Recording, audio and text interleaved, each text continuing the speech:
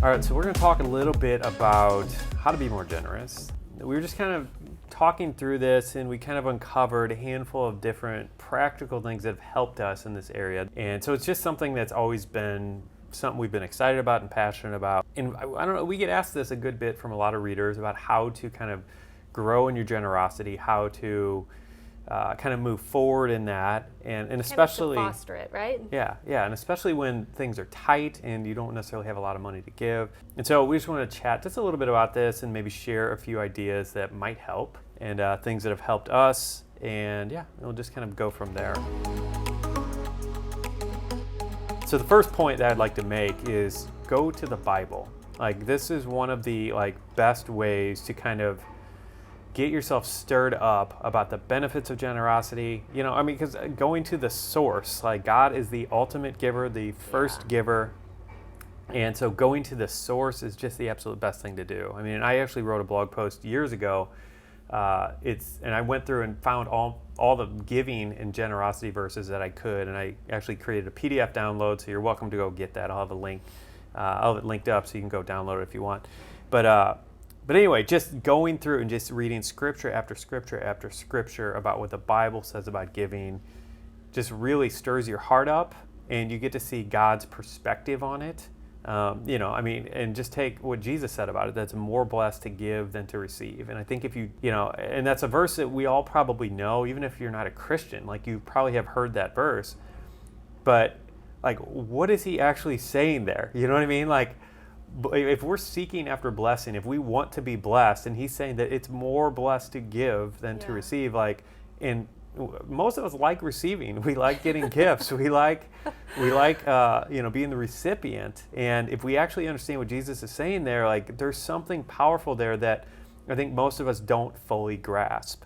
Well, and I think too, kind of the opposite of giving is really just kind of this stingy mentality. Yeah. And I think when you go back to the Bible and you read, like, that's what changes who you are, and it changes how you feel, and it changes your flesh into seeing things in God's perspective instead of making it all about yourself. Yeah. And so, I mean, to me, like, that's the best thing you can do, because it's the number one way to change who you are into who he created you to be. Yeah. God works through the inside, you know, and then the stuff manifests. Yeah. So if it doesn't come natural, like, there's a lot of things that don't come natural. Like, everybody has stuff that they have to work on. So if it doesn't come natural to you, it's okay. Yeah, I mean, because I think that's the thing, is that a lot of people just assume that you're born this way.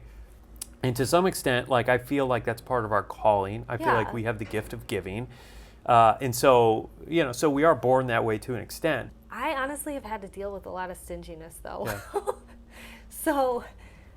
Yeah, me too. Like, like, selfishness is, it's hard to break. Because even if you have that gift, even if you're hardwired to do it, like, I still like stuff. I still like getting stuff. And when me giving stuff is taking something away from me, like, that's hard. Like, it's just not easy. Well, I think something too, like, even my parents kind of taught me, like, when you have things, you need to take care of them.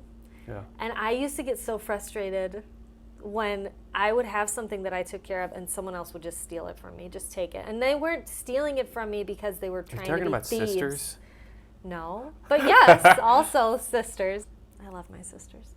But no, just random things where it's like, I had that and you just took it from me, and God really had to deal with me, like, let it go. Like, let that go. It's not that important. That person is so much more important than if you get your stuff back. He can give you another one. And he can give me something better. Yeah. Like, just let it go. Just don't worry about it. And even if I never get anything else, like, I'm still going to heaven. Like, let's keep this all in perspective, really. Yeah. I mean, but I dealt with that a lot.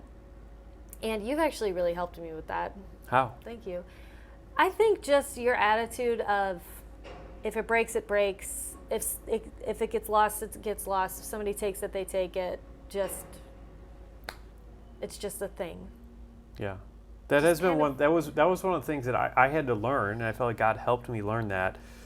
And some of it was through bad examples. I mean, that's what's great about going through difficult situations and maybe being around people who you don't want to take character traits from. So I had a couple of those examples where Right. people elevated things and possessions so high that it just bothered me. And it's like, okay, I don't want to be like that. So how do I not be like that? Right. And I felt like God just, taught me a little bit. And this is obvious, but it's, having the head knowledge and getting it into our hearts and our actions is a little bit of a different thing. And so for me, that's something that I feel like 10, 15 years ago, God just really was drilling that into me, this idea that it's just a thing. It can be replaced. It's no big deal. If somebody hits a dent in your new car door, it's just a thing. Yeah. Just don't worry about it. And I think your the witness more, is so much more important. You know what I mean? It's so true. But yeah, I think it tends to be, for me, the more money I spend on something, the harder it is for me to let go. Yeah. Or the more value I put on it, the harder it is to replace. But in the end, it's just stuff. We can't take it with us. Yeah.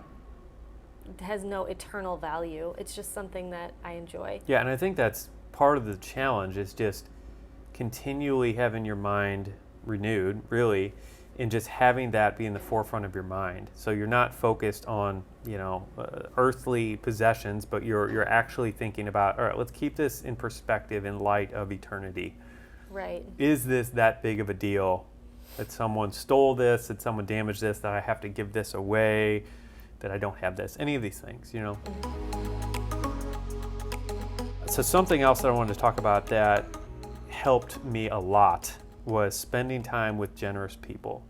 And so we've had a lot of good examples in our lives of people who just were really generous. And so two things happen, I think, for me.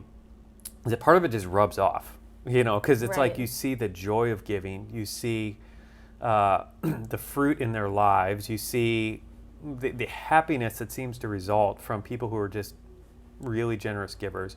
Like, all of that is just really attractive. Well, and it's really cool. I think the way I felt when people would give to me, it kind of got on me that I'm like, I want to make other people feel like this. Yeah. Because it's just so fun, that you can just lift someone's mood or kind of brighten their day or whatever. Yeah, but it really is contagious. And and just spending time hanging out with friends who are generous, it just rubs off on you, and that just helped me immensely. And then, like, the other part of that, of being around some of those people, and some of them we weren't necessarily friends with. Some of them were, older couples in the church who we watched do certain things, but it gave us ideas as well. Yeah. So, for example, there was a couple in our church back in St. Louis who would buy gifts for the church staff every year, and both of us were like, that's so great. I want to do that. We want to do that, And it was a while before we could, but I was on staff at the church, and it was like some of these gifts, it was like such a huge blessing every year. Yeah. And it blessed me that they took time and money out of their reserve to just give. Well, and that they're just thinking. Because, I mean, as someone who works on staff, it's like a lot of times people just don't think about the staff. Like, it takes a staff to run a church. They think about the pastor, Yeah. but maybe not the staff. And so, it just felt, it felt like, man, I'm thought of, I'm appreciated, and it was just a small thing. And it didn't matter how big of a gift it was. It was just the fact that somebody was thinking about it, and you guys got a gift. And so, not that like, our pastors definitely thought of us, and like, it was a good situation there. But it was nice that someone from outside saw it too. Yeah. If that makes sense. No, I know. And so, like, in terms of that being an idea, we came to our church this year, or not this year, when we moved here 3 years ago, and we're like, why don't we do that? And so last Christmas, we bought gifts for the staff, and it was just really fun to be able to do that. And we would have never gotten that idea if it wasn't for this other couple at our church.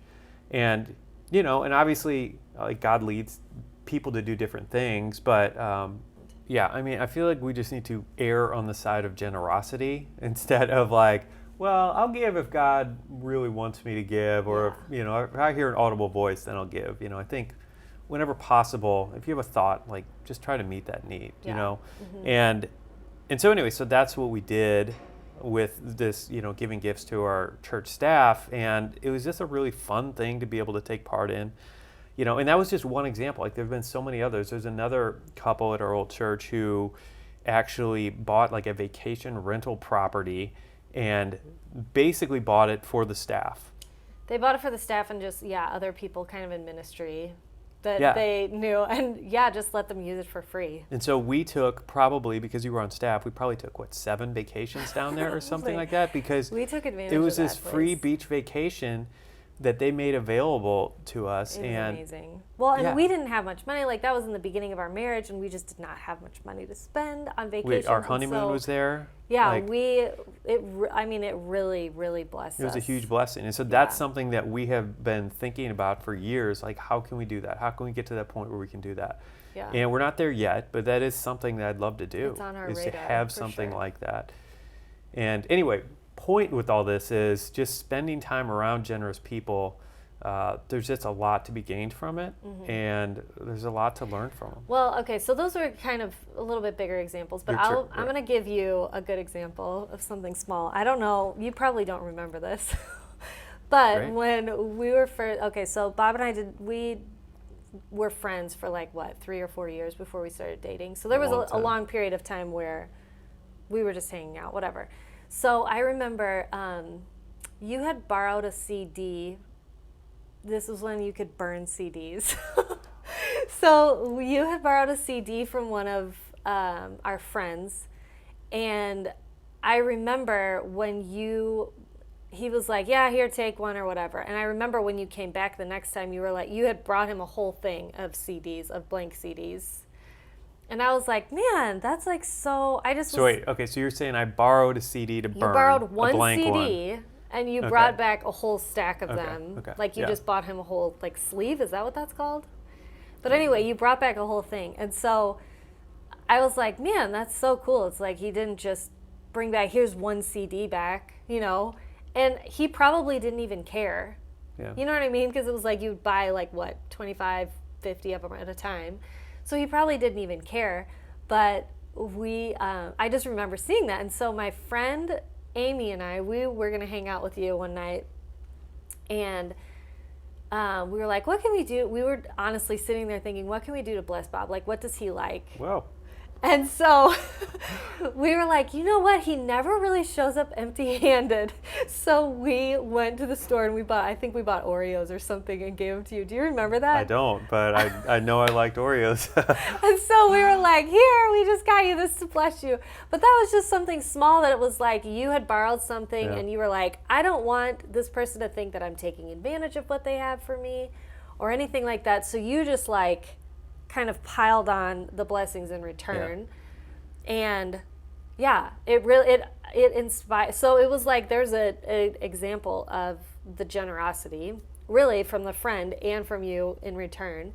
And then it inspired me and my friend to be like, okay, what can we do? And it just happened to be you that got blessed in return. Well, that's awesome. Yeah, I don't remember that, but that's really good. But I will tell you what, food is a great way to bless people. Yeah, and I think we all have that. I mean, we had a friend named Brian back at our old church who I felt like I learned that from. Yes. Like every single time he came to a party and every single time he came just over to visit a friend, like he always had something. And it always made me feel loved. And a lot of times I wasn't the recipient, but I was just like, that's how I want to be. Yeah. That's the type of person I want to be, And I was taught at a young age that you always leave things better than the way you found them. Yeah, the way you found them. And so, if you borrow someone's car and use some of their gas, don't just put the exact amount of gas in, fill up their tank, and just simple things like that not everybody does. And I think it's a simple way to just be generous and make people feel loved and special and appreciated. Yeah, and all those things. And it doesn't take much. No, it really doesn't. Moving on to point number 3. All right. And this one is this is a big one. So I agree. This is a good one. Should we get to it? We should probably We're hyping this up pretty big. Anyway, so it's focusing on everything that we have to be thankful for. And I think when you have a true attitude of gratitude, boom, for what you've been given, I think it makes it so much easier to be generous and to give. Yeah. So the big obvious one is like everything that Jesus did for us, everything that he died for, all that we have available to us. I mean, right there, that's the end all be all, everything else. But on top of that, like all the situations that God has gotten me out of that I didn't deserve to be out of. Like, yeah. Everyone has something to be thankful for. And surely, like, we all have issues. We all have things we're dealing with. We all have things that we're praying for resolution like for. Being alive. But just counting your blessings and just really focusing your mind on that instead of the 1 or 2 or maybe 10 things that aren't going well and that you don't have. And it is really hard, I think, to shift your mindset. Yeah. Like sometimes I find myself just kind of getting in this cycle of like, well, this is wrong, and then this is wrong, and then this is wrong, and then this is wrong, and then I'm like, Can I catch a break? Yeah. But really, like, there's so many things going right, and it's just this little shifting your mind into just being grateful. Yeah. Instead of being upset about all the things that are going wrong, because stuff does go wrong. Yeah, like it and does. This is a little bit of a tangent, but I remember reading somebody said. One of the best things you can do for your marriage is to make a list and continually make a list of all the things you love about your spouse. Yeah. And just constantly be adding to that list and rereading that list. And as you're focusing on all these positive qualities, all these things that are so great about your spouse, like it just, the 1 or 2 things that might be annoying to you about your spouse at the moment, like just pale in comparison, once you're focusing on the right thing. Yeah, I agree. So anyway, that's been something that's been helpful for me, and I just think it's one of those things that can make a big, big difference if you just really start to be grateful and thankful. Yeah. And this one is to give towards things that might bother you a little bit. And the idea here is that if there's something that really frustrates you, a particular situation, or saddens you, or just has some sort of emotional, like some sort of emotional thing, like that's really fun to give into. So if you encounter someone, a friend who's going through a really hard time, and you can give something, or you can babysit, or whatever to help them, like that feels good. And a lot of times that's easier to give like that than to give to a random cause where you might not actually see any of the benefit of the change, or something you don't even necessarily care that much about. Yeah. The place I used to work before I did this for a living, in my old day job, basically, they had some different campaigns, giving campaigns, where they kind of like came around the office and like stiff-armed you into giving. And they were organizations that I just didn't really care about. I had, just not much interest in. And I found myself sometimes giving just out of compulsion, which the Bible says not to do, but giving because I kind of felt pressured to, and also I felt like, what's it going to look like if I don't give and everybody else gives, and meanwhile I was giving towards things that I was passionate about. But anyway, my point is that it's hard to give to something that you don't care about. Yeah, but if you find those things that you do, because there's so many unique ministries doing really interesting things. And if it's something that maybe you've struggled with, or that the Lord's brought you through, like that's an area that you could give to. So anyway, I think that's one thing that can, like one really practical way to kind of make the whole generosity thing a little bit easier. Yeah. And I think we all have stuff like that. We all have friends or people that kind of our heart goes out to, or ministries that really bless us, and so it's easy to give back to them. Just even I think there's so many like organizations that you can give to. I mean, buying a pair of Tom's shoes, like there's so many easy ways now to just be able to give, especially with the invention of the internet. I mean, it's just incredible that you can give money to someone on the other side of the world just by pressing a button. It's so cool. So I think it's just easier than ever, and we can all take advantage of it, which is really awesome. All right, so last on the list really, is budgeting for giving. And this is a big one. This was a really big one for us. This was huge for us. Because I feel like it kind of took the question out of it. It kind of made it, instead of, am I going to spend this money on myself and buy myself a, new pair of shoes or groceries, or a house payment, rent, whatever, or am I going to give it? And I think once we kind of did that, it just made it so much easier, and it made it a whole lot more fun for me. Yeah, and it didn't make sense. Because when I first kind of started thinking about this, I'm like, that might help a little bit, but I don't really feel like that's going to make much difference. But it made a huge difference. And I think the reason is because, mentally, we divided up mentally in a way that once we take that money out of our bank account, we put it over here, it's no longer ours, and it's somebody else's money, and therefore it's easy to give. We all know it's easy to give somebody else's money. If your boss says, "Hey, go spend this money on on this," it's like it's easy to spend someone else's money, and that's what budgeting for giving did for us. And I've heard many other people who do this feel exactly the same way. And so there's something about when you just segment it off.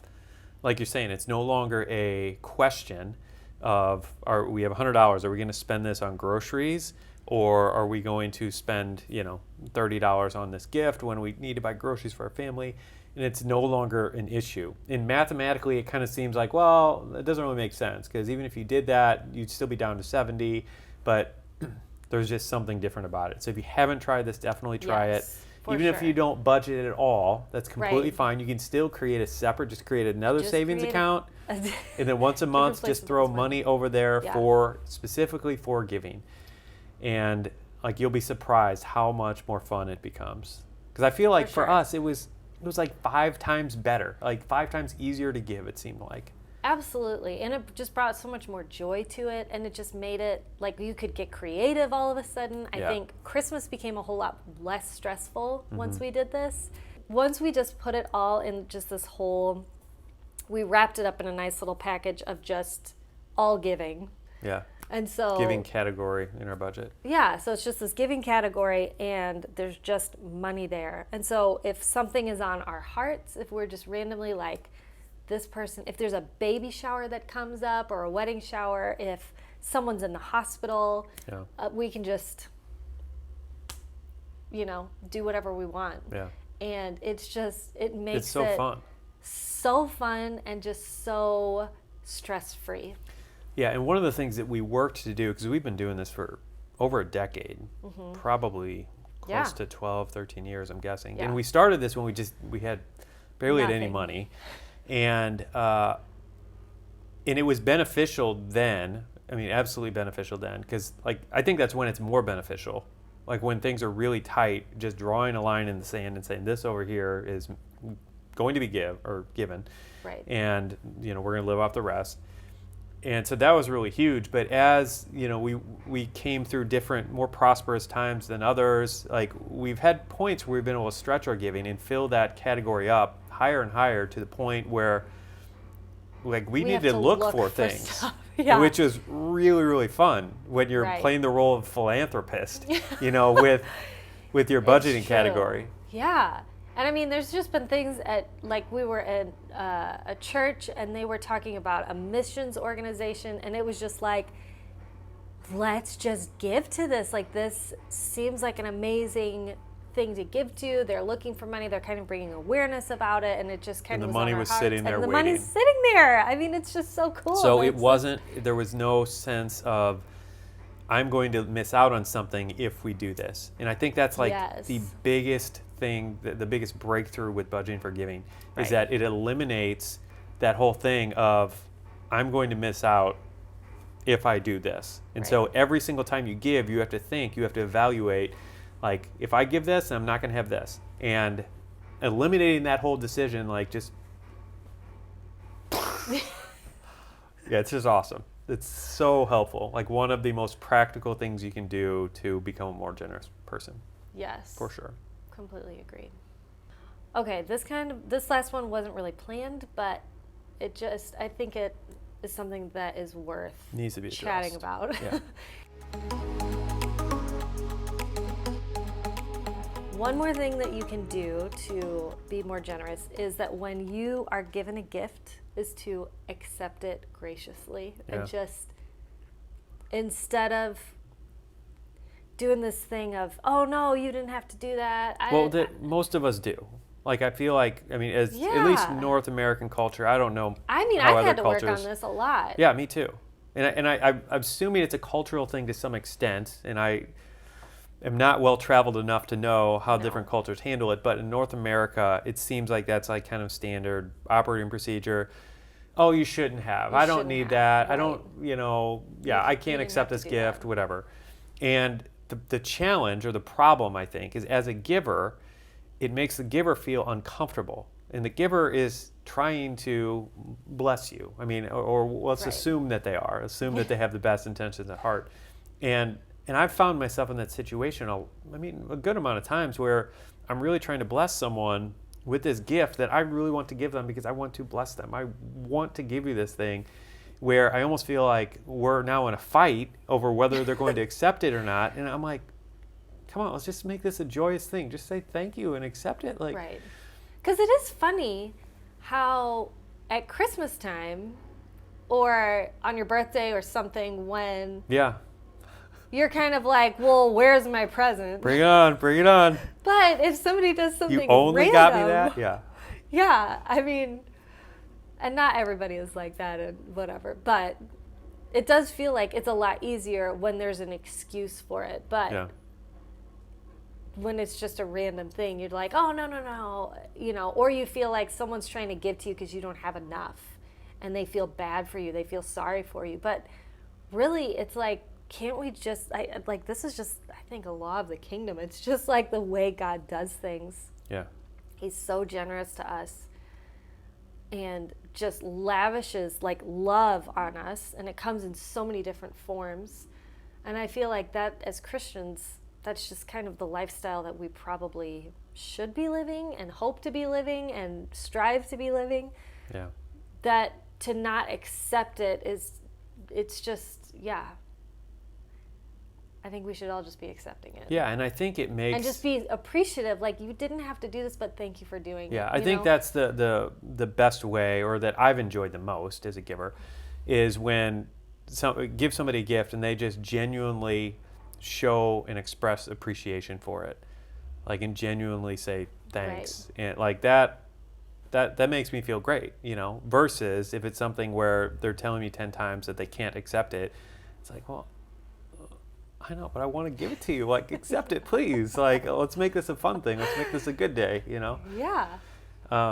So anyway, and I think as you do that, as you learn how to receive well, I think it helps you in your generosity too. Mm-hmm. For sure. And what was that thing that you kind of mentioned earlier about, like saying thank you initially and then... Yeah. So one little thing that I've done, or that I've learned, probably from other people, that just feels really nice is when you give or when you receive a gift, to say thank you initially, but then at some other point, maybe it's a few days later or a couple weeks later, text them again and say thank you for this thing.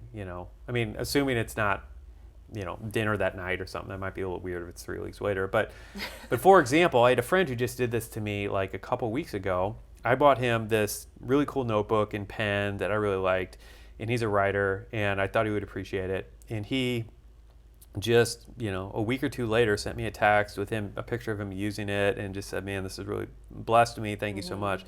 And that made me feel so appreciated. And he, that day he made it really clear that he was really grateful and appreciative. But like now I really know that he really valued that gift, and that made me feel like this was a success.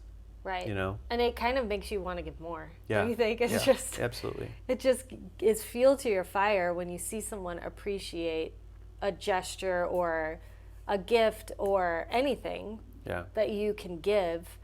It makes you just want to keep doing more and more. Yeah. I mean, and I'm reminded of, because we have many memories of different things over our marriage, but I'm reminded of when my sister Lauren was I don't know what she was. She was in college, I think. She was in college, yeah. And we had just gotten married, and we had like almost no money. And she needed a laptop, and she didn't have a laptop. And I could not afford a new laptop. But what I could do is I could go to a whole bunch of garage sales and try to find a winner. And I knew enough about computers. So funny. And so I went to all these different garage sales and ended up, finding this one that was pretty good. I think we bought it for like $75, which was a stretch for us, but still like way cheaper than a new laptop. Or whatever. Yeah. And we gave her really this. We gave her this laptop for I think her birthday or something, and like her reaction, I still have a picture of it, and it's like one of the most memorable things to me. She screamed, I think. Yeah, and it was just like such a great memory of a gift given and well received. And it just makes you feel so good as a giver, Yeah. So anyway, all right, I'm going to wrap this up with this really great quote that I just found by this guy named Jason Mitchell, who wrote a book called No Easy Jesus. And it's a little bit long, but it's really good, so bear with me. All right, generosity is not a rule to be followed. It isn't a nice ethic to live by. It's a declaration about the way things actually work. The world is not closed, and God's resources are not scarce or limited. They are abundant, and we do not need to bow to the cynicism that says, hide your manna now, or you may not have it in the morning. But we trust that we will indeed have it in the morning, so we distribute. We bring in to give out. And then this last sentence, this is the winner. It says, choosing to give generously is a loud, rebellious statement to the world that God can be trusted. Yeah, I love that. And I think that's, And I think that like the point of the whole thing in terms of getting to the heart of generosity, I think it all comes back to faith and trust in God. That if we take something out of our pocket to give to someone else, that He is still going to take care of us and our needs are going to be met. Yeah, I agree. And I think that is what is so cool about it, is that it's not like the first sentence. It's not just a nice thing to do. Yeah. And it is a nice thing to do, but that's not the extent of it. That's not where it ends. And I think giving as Christians, we get to give in faith that God will not only take care of us, but that the thing that we are giving is an actual blessing to the people that we give it to. Because, I think that's what we all strive for when we give something, is not that they're just like, thanks, but that they actually get something out of it. I just think giving in faith and that just trusting God. I don't know. I just love it. That's a great quote. Yeah, completely agree. Good job. All right. Good job, Jason. All right. So I think that's all we have for today, right? I think that's it. If you enjoyed this, definitely hit that thumbs up button. I would appreciate it. I think we both appreciate it. Mm-hmm. And if you are new here and you don't subscribe, you should consider subscribing, because what we do on this channel, we talk about timeless biblical principles on how to manage your money. And then we also talk about really practical stuff of how to put more money in your pocket, like money saving tips, ways to get out of debt, ways to increase your earnings a little bit, all these things. So we kind of hit both sides of it. So if that sounds great, definitely hit the subscribe button so you can hear from us as we create more stuff like this. And that's all. Have a great rest of your day. Adios. Bye.